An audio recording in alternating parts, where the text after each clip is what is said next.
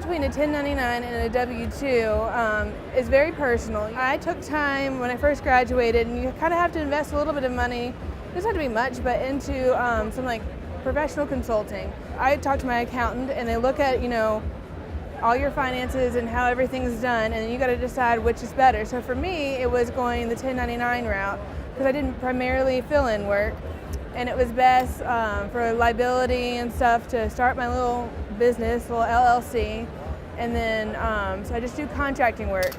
So it's all different. I know a lot of new grads do fill-in work or moonlighting, so it's really good to set up your own LLC, and then it gives you liability protection as well as you have your own business, so they just pay you for like short-term work. If you're moonlighting or whatever, if you're doing long-term things, it's mostly a W-2, like an employment type thing. But if you're here, there, everywhere, filling in, it's better for 1099.